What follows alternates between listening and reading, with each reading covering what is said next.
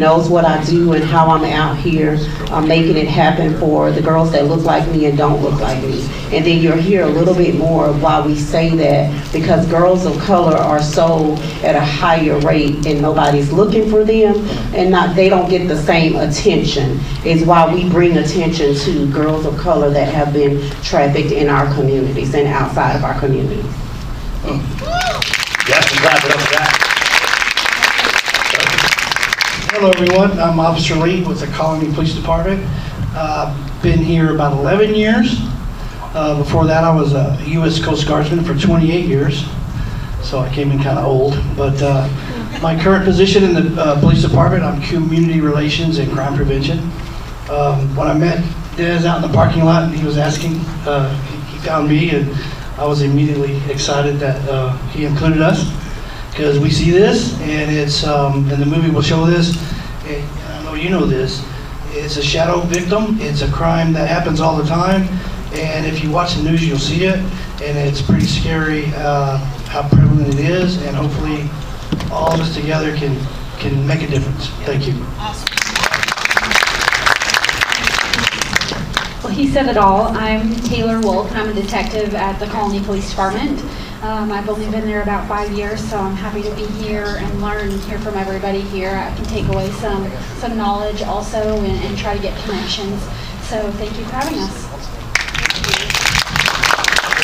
Good evening, everybody. My name is Matt Wooten. I am the assistant chief one of the assistant chiefs at the Colony Police Department. I oversee our operations bureau, which includes all of our patrol, as well as our training division, which is going to come and play with this type of crime. So I've been with the Colony for 12 years, and this is just, we're so grateful to be a part of this and be up here and to be able to speak with you. And that's really, where this all starts, is building relationships and then educating people, making people aware. I think this movie is going to do a great job to kind of start opening that door and making people think. So we're very, very grateful for this type of movie and for all of you being here tonight. So we're excited to be here. Thank you. All right. All right, guys, we're going to kick this thing off. I'm going to ask you a question. I want you to give me the realities of human trafficking. If one of the other covers what you were going to say, you could just say that so-and-so covered it, or they already spoke about it. If you could add something to it, we appreciate it. We'll start off with you, Dehz. Give us the reality about human trafficking. The reality about human trafficking is that they may not look like what you expect. I think that's the biggest thing about it. They may look like a regular person just walking through Walmart or, in a shopping mall, anywhere. You never know what they look like. But you can easily get caught up into it if you're not aware of what's happening in that moment. So that's one of the biggest realities that shocked me, and that why I'm always looking out for others unconsciously. I think that's something that's embedded in me after going through that experience. So that would be my take on it. And my take on it is, it doesn't look like what you think it looks like. It doesn't have always missing teeth. It doesn't have, we're not all chained up. We're not in houses that don't look like yours or mine. It looks like yours and mine. So that's the midst of human trafficking, and that's what I teach on, is we're chained in our minds, but not chained to beds and different things like that. So the reality of it is, it looks like your sister, your mama, your brother. Oh yeah, boys are trafficked as well. They're trafficked at 13%, and nobody talks about it. Is because boys tend to be left out of the conversation, but we do get boy victims as well. We don't serve boy victims, but we do get boy victims. So it looks like your aunt, it looks like your mama, it looks like your cousin, it looks like it could be your child, is what we can say. Human trafficking, it knows no gender, it knows no race, it knows none of that. It looks just like everybody sitting in this room. So remember that if you don't take anything else away, is it looks like all of us sitting here. Let me jump in real quick.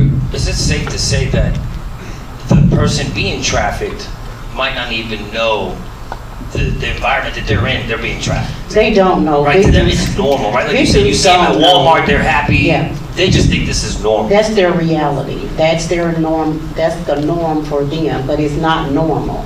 So when we extract victims, or I'm part of the operations, basically, they don't know. It's like you have to tell them, or you're giving them the scenarios like, okay, so you were out there and you were being prostituted. You were doing all this. Did you receive any money for the work that you did? They'll say no. Who got the money? The trafficker or the pimp? And then it's like, oh, they exploited you. They received money for you doing work, and some of our victims have to sleep with 50 to 100 men a day. Like, serious. That's reality. That's reality. They don't know. They have to meet a quota. So the quota might be $1,500, it might be $5,000. It just depends. And I'm telling you, victims that I serve. So, and I'm real and raw about it as well. So I came here to give you the realness and the rawness of it, because I'm in the trenches and I'm in our communities and I see it. So a victim told us, Miss Tonya, I had to suck 50 dicks a day. Okay, so if you had to suck 100, that's what you had to do to survive. See, she didn't know she was being trafficked. She didn't know. She just thought that was normal. She thought him receiving the money, because victims are taken care of by them. That becomes their families. And everybody is not their friends or their families, but when you are a throwaway, or you don't have the support of your family, you're gay, you're lesbian, and you're just kicked out of your family, traffickers and pimps become your family. So that's what they see. That's their normalcy. That's my family. I'm not gonna rat on him. I'm not gonna tell on her. Oh, it's hers that traffic as well too, not just men.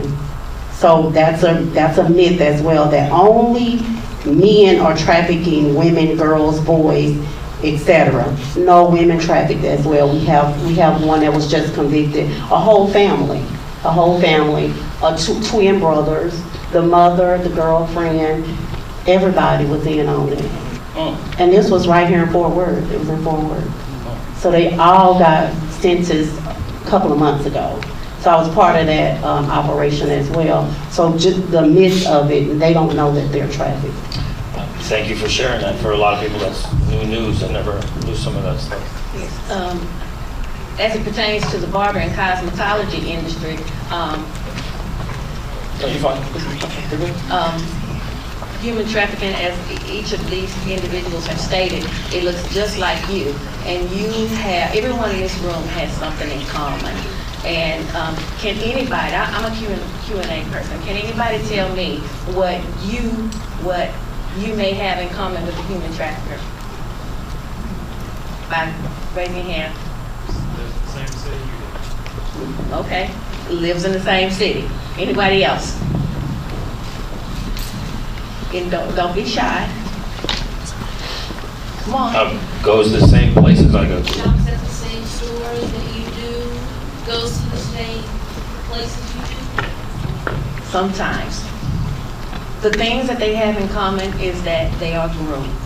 They have haircuts, they have beards, they have braids, they have color. Within the barber and beauty industry, we service the trafficker, the victim, the solicitor. We just don't know who they are because they look just like you and I. And as Tonya and Dehz stated, there's someone that you would take home to mama, or that you would even consider dating. So that's my perspective on what it looks like in regards to the barber and beauty industry. So, if you have anything to add to it.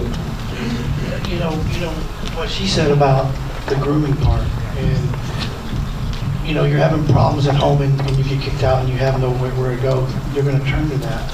And I call human trafficking in some of my training the biggest scam. It starts out as a scam because, and we've almost all been scammed almost every day. You have to outsmart the scammers. Well, these scammers are smart. They're using technology. Just the other day on the local station, I was coming here and I saw it pop up, a guy in Atlanta scammed, catfished a girl. Everybody know what catfish is? He said he was somebody he wasn't. Bought her a ticket, 16 years old. She probably was mad at mom and dad. As soon as she got in his apartment, he repeatedly raped her. And he was about... They break them in. Right. They break them down like that so that they won't run or they threaten them. So like he's saying is that part of it is that's the gorilla pimp. That's the ones that will take them from their cities or their states and different things like that. So we have to go to different states. Well, I do. I fly to different states and countries to also recover. And that's one of the things that happens a lot. Or one of the things that they don't understand is they get a one-way ticket. They think it's a round trip. So that's how they get them as well. I bought you a round trip, but they're not paying attention because they're running away from something into something. So the broken homes and the broken families. But understand this too, that not all victims come from broken homes either. They come from really nice families, and they just got caught up as well. So we see that too. They come from two-parent homes, all the above. There was a ring right here in Fort Worth. It was one I think here in the colony as well. The girls made this pact, and we're going to get whatever we need to get, and we're going to do this. But they were recruiting for the traffickers. So it's not just a poor community. It's the suburbs as well. It's happening more in the suburbs than anything. Luckily, the recent case this week, she woke up and she called her mom, and the guy's behind bars. But I don't think that happens more than the bad part. It don't. Because it's hard when you are trying to recover, and then they're moving them around. And so that's what we have to deal with as well, is when they're moving them around, it's hard for us to recover them, so that doesn't happen. So we have victims that will call their mom. They take their phones and they give them another phone. So if they have their phone, they're going to take it because 9 times out of 10 we're tracking them when we're sharing our location.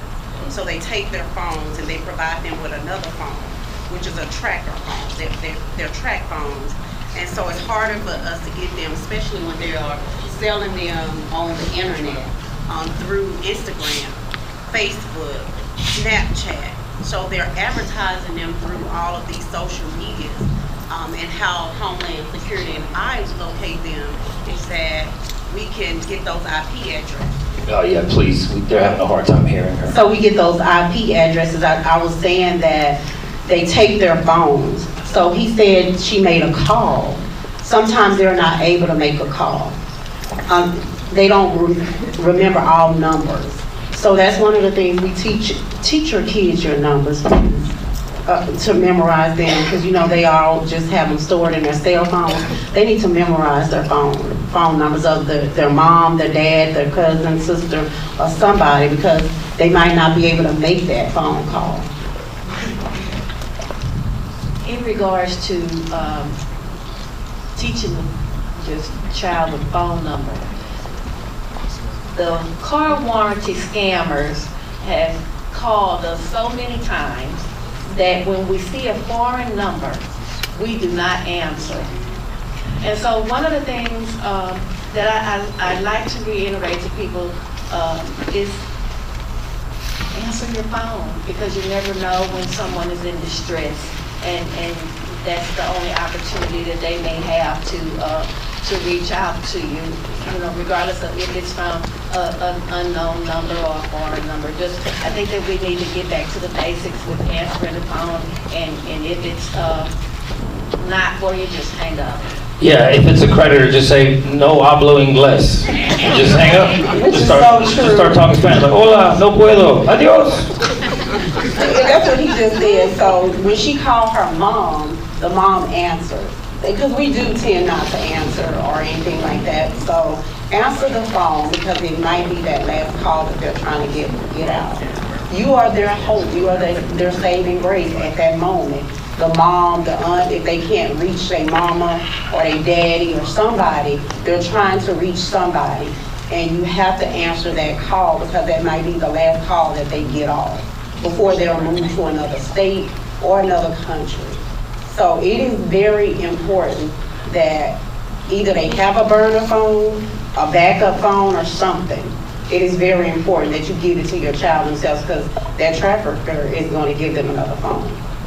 You could also put their trackers in like their shoes, somewhere in their clothes, bracelet that they might wear, something like that. Yep. I know some crazy girls who have done that. Yeah, crazy. I would love to hear from law enforcement as well. I'm sorry, go ahead. I'll just say on law enforcement side, something that's very important, I would say, in my job as a detective, I deal a lot with child crimes, and I know I deal a lot with runaways and habitual children that seem to not want to be at home. I think it's very important on our part, and especially my part, is once we do try to locate those children, to really take a deeper dive into asking them about what's going on, and really caring a lot more about their home life, and maybe not even it's the home life like you said. It could be other things that are stressors that we need them to run away a lot more and go to people that maybe aren't safe people. So just on our side of it, we really like to try to get to know more about why that's happening and get them resources before they do end up becoming in something that they can't get out of. Yeah, on that same note, I think it's important for citizens and police officers to kind of just be nosy. I know police officers are typically paid to be nosy, right? That can be annoying at times, but we've discovered there's things on calls as simple as a noise complaint or just verbal disturbance between people. And because officers are trained to ask questions and look for those red flags, we've been able to see that something's going on. But citizens can do the exact same thing. If you have a niece or a nephew or cousin or something, and instead of just saying, oh, that they're just being, rebellious at 15 or something, maybe sit down with them and really figure out if something else is going on, if they've got caught up with the bad crowd, and maybe you can pick up on something before it gets too far, and we can help get these kids and people some help earlier. Well, what would you say is the biggest obstacle law enforcement faces? Sorry, I'm bringing these right back, because I do want to hear from you guys. I mean, obviously you're on the ground, dealing with it face to face. What are the biggest obstacles law enforcement faces that maybe civilians can help to minimize those obstacles? I think just the cooperation from the victims is really tough, because as I said, a lot of these victims don't even realize what's occurring to them.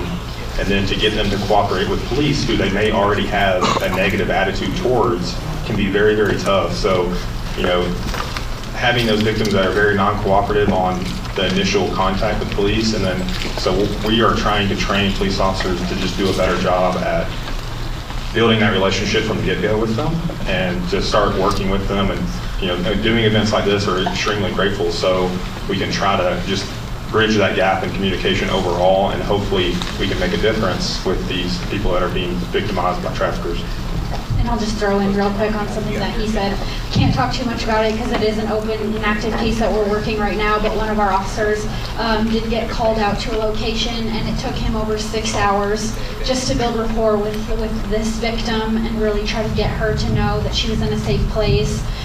So it took just that long. I mean, out of a 12-hour shift that our officers usually work, he stuck with her for so long. I mean, even after she left the police department, he dropped her off where she needed to go to get to a safe place, kept in contact with her, I think even till the next day. So really just empowering your officers as well, and your community to keep trying and not just give up after a few simple questions.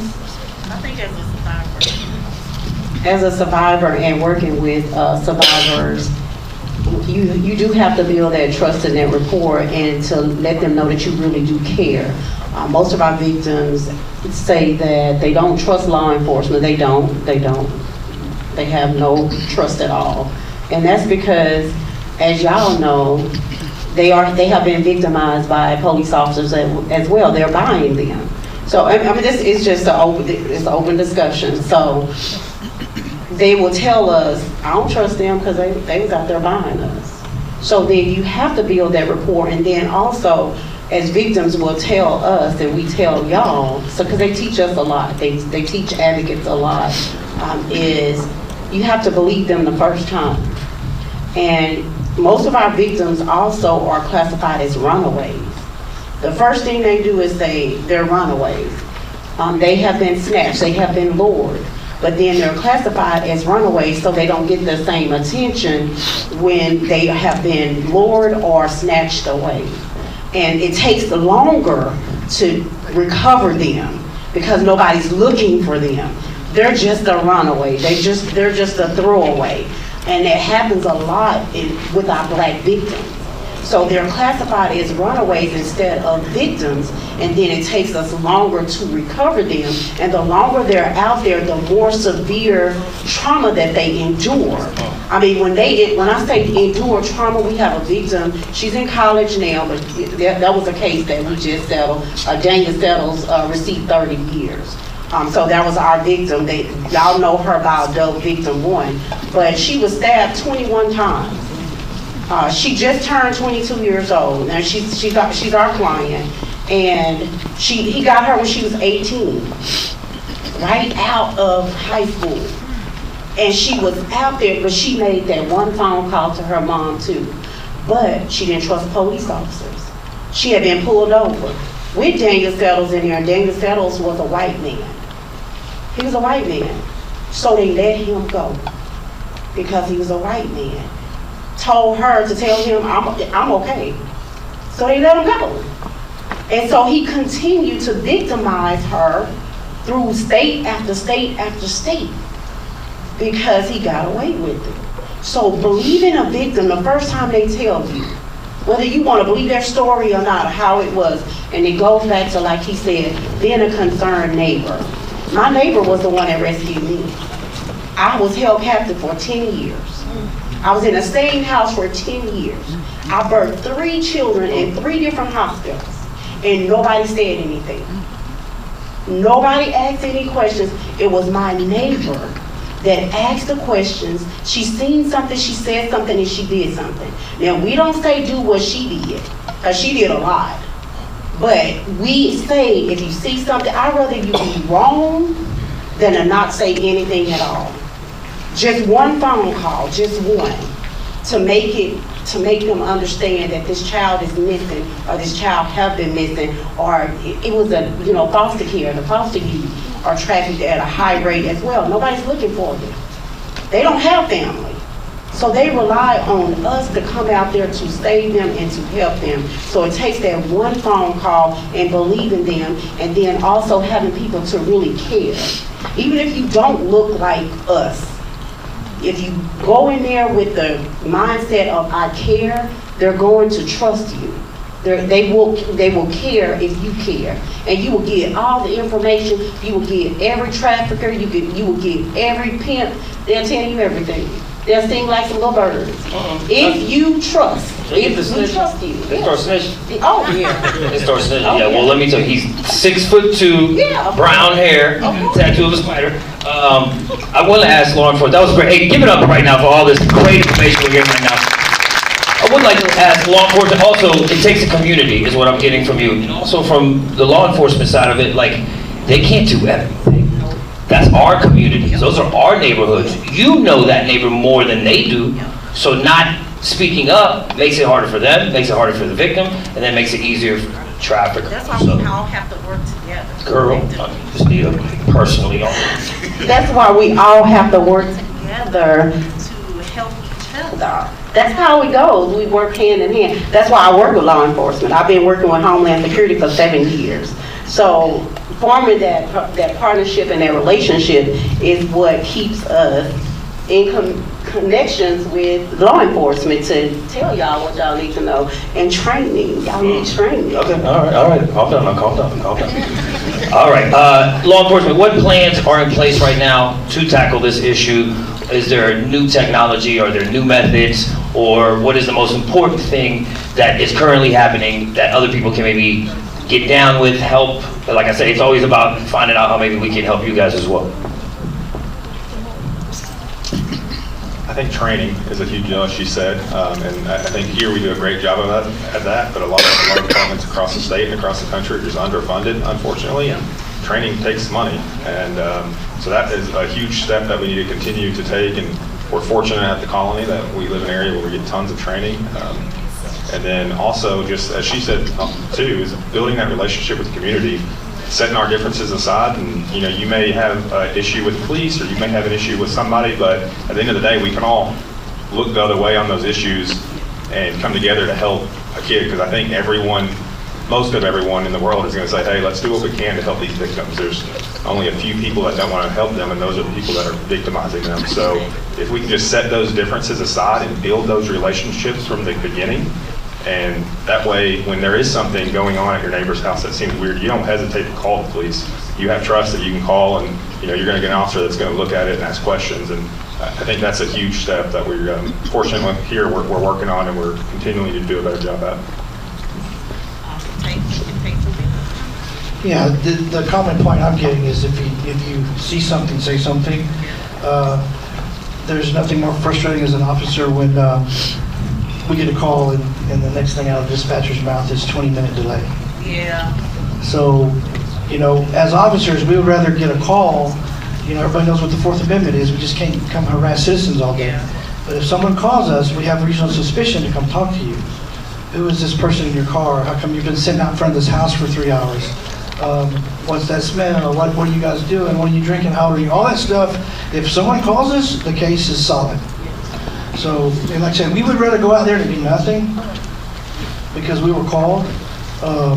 I give training in churches for active shooter and security, and I said everything starts in the parking lot.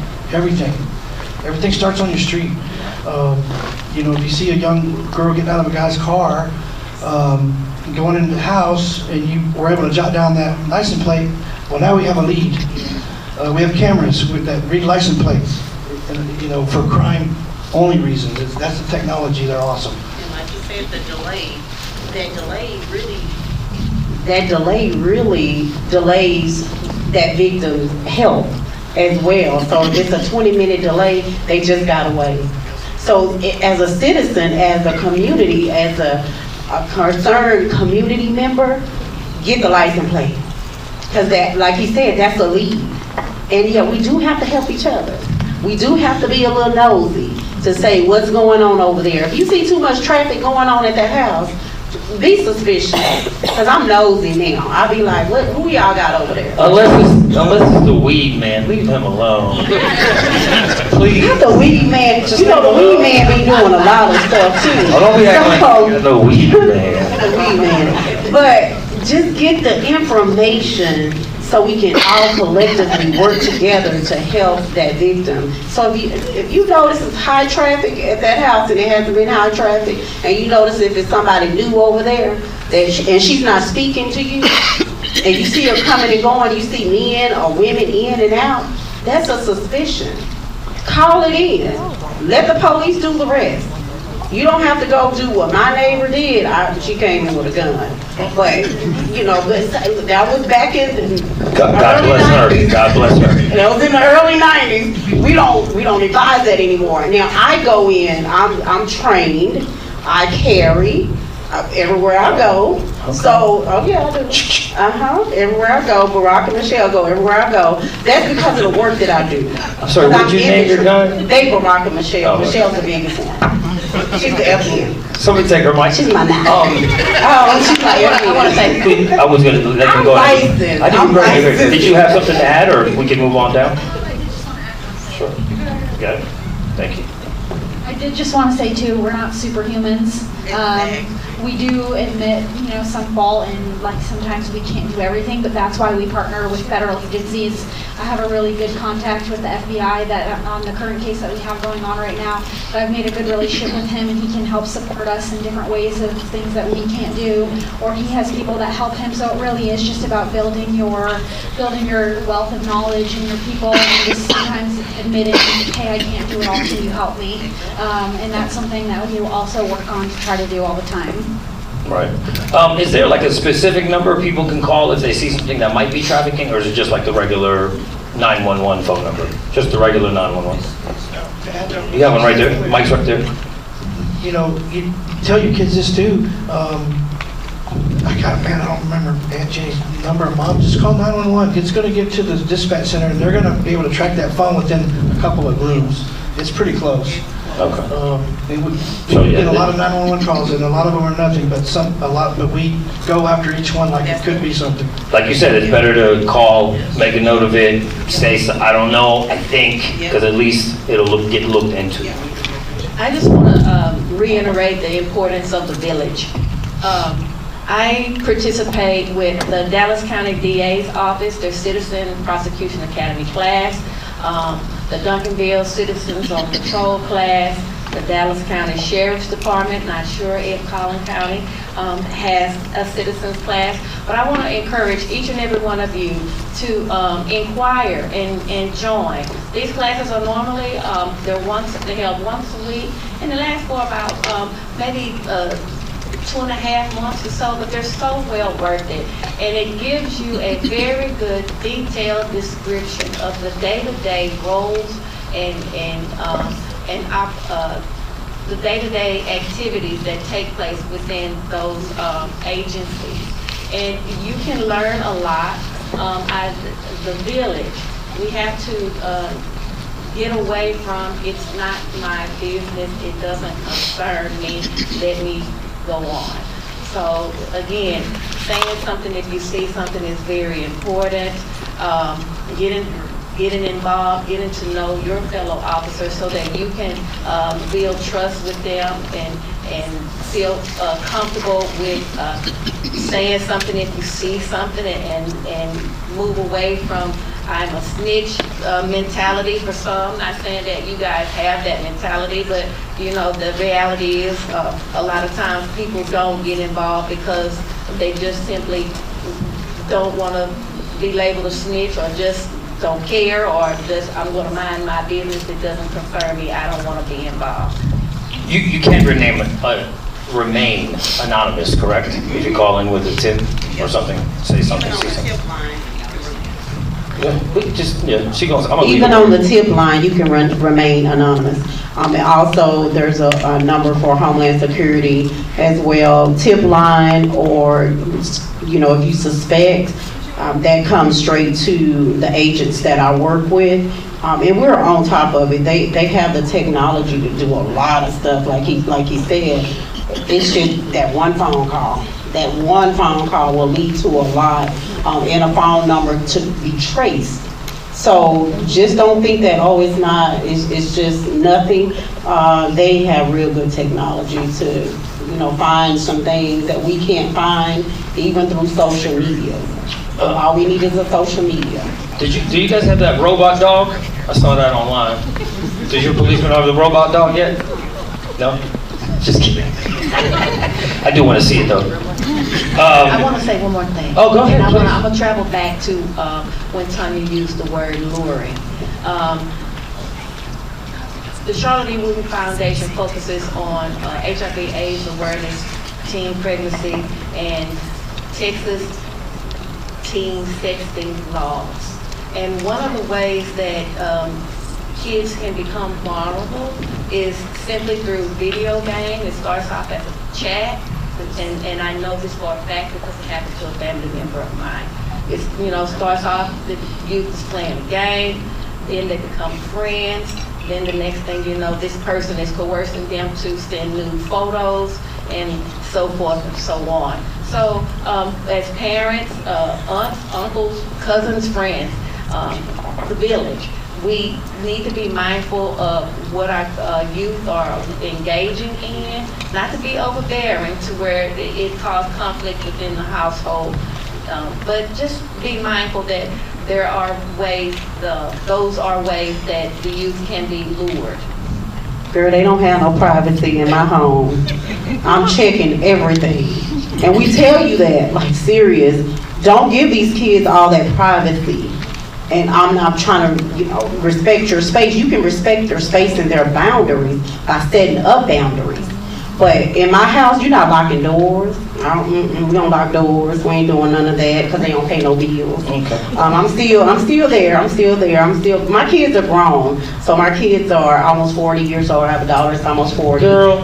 30. I do. Yeah, I adults. do. I know I look good, don't I? You do. You know, but I have grandchildren. I have grandchildren that are older. And my granddaughter just turned 15. She's with me most of the time. So it's like, no, you don't close no door in here. You don't pay no bills. Well, let me jump in. I do have young children, and yeah, you got to be on top of it. As a parent, it's your duty, it's your responsibility. My middle child, my boy, he stays on his PC. Brilliant young man. hate sports, can't get them out of the house. But I always double check, I'm always giving them real stories about real situations, how people can take advantage of you, catfishing, how you brought up earlier. These people are online, they are looking for victims, they will tell your kid what they want to hear, and they'll have them buying a ticket to come see them and something crazy like that. And the detectives can also tell you, it is good to have those passwords, everything, because that will give some leads. Most of the time we don't, if they're missing, we don't know nothing. We don't know no passwords, we didn't even know they had social media. That's what we get from the victims and their parents. It's like, oh, I didn't know they had that. They got an Instagram, they got a Snapchat, and it's like, you didn't know that? So be nosy in your kids' lives. It doesn't matter if they're saying, well, I need privacy. You ain't paying no bills. Well, you ain't paying no bills, it ain't no privacy. I need to know what's going on. I need the passwords to everything. I need to know what all social medias you have, everything. So it makes it safer. If they come up missing, we can find them faster. Just remember that, we can find them faster. I'll also say the approach matters, because you don't want to push them away with being overbearing, right? No, we don't. So I go to therapy every Thursday. So, well, we don't have, hold on now, we got like 5 minutes left, girl, hold on. The boundaries, we do set boundaries and different things like that. It's just, staying it, you don't pay no bills in here, so you don't have no privacy. So that is a boundary.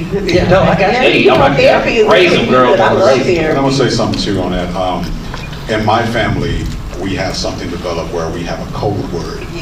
So if we're ever in danger, we know specifically what to say that's out of the norm. It's random, like we know exactly. Elephant. Yeah. It makes someone on the other end alert now. So that's something that we developed at a young age. I was a child, and I remembered that. So that's something you want to make sure that you have in your family as well too. Like a safety word. Safety, yeah. I like it. It's a good idea. Dehz, we got 5 minutes left. Try to keep it short. Miss Lady in Red.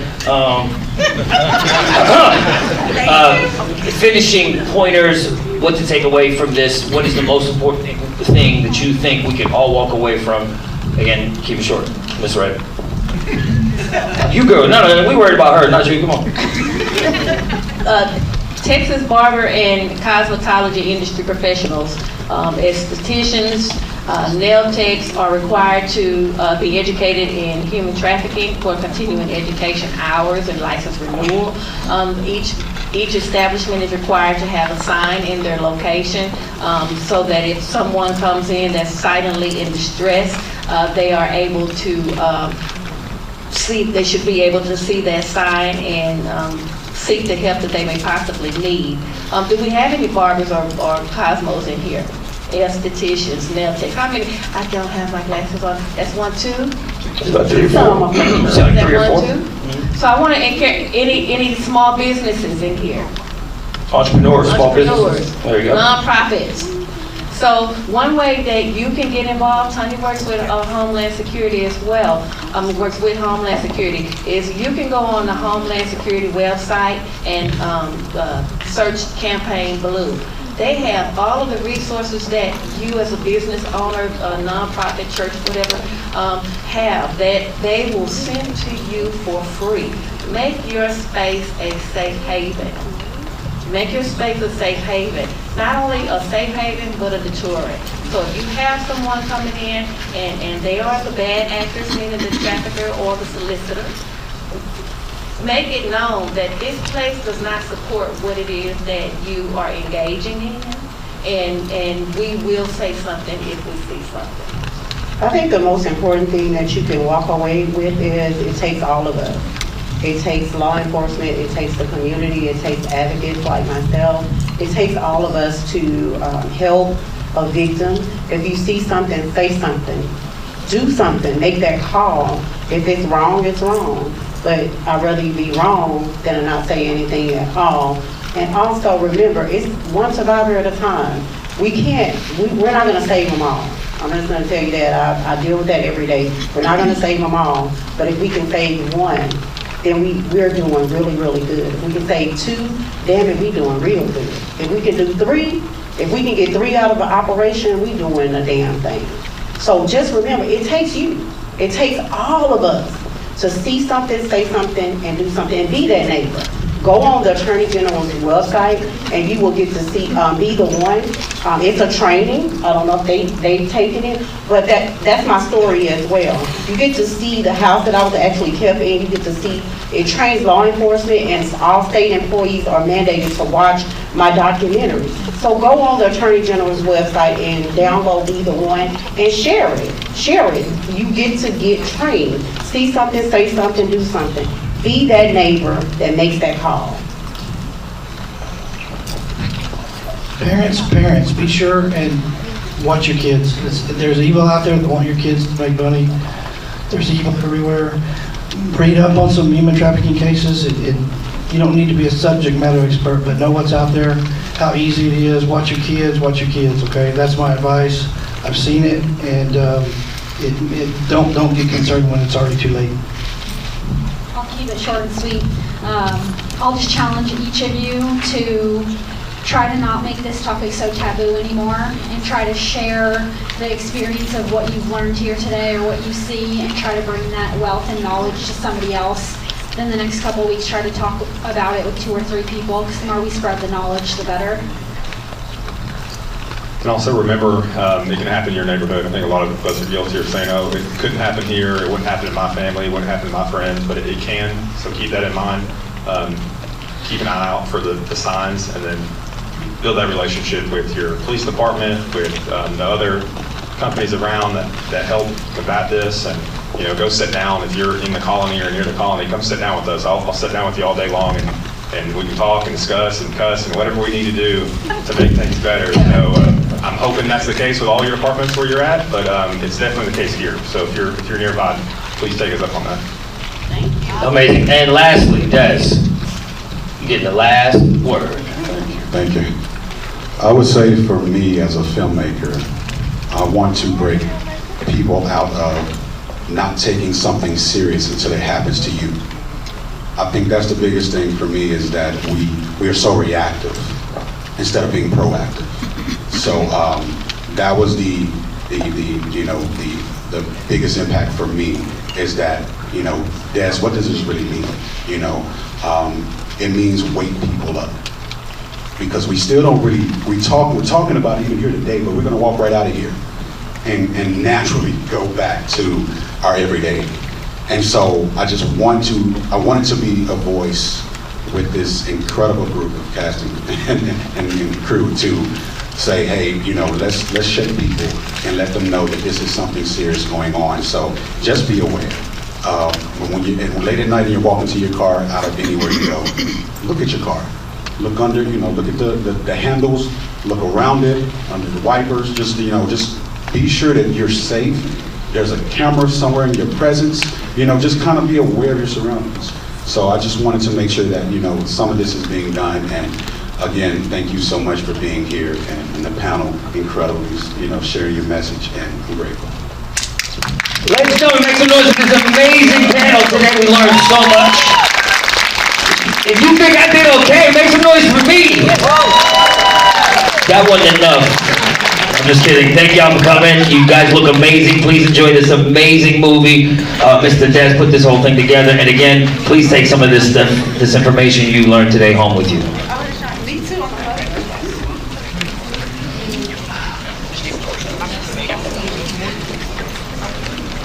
If you need to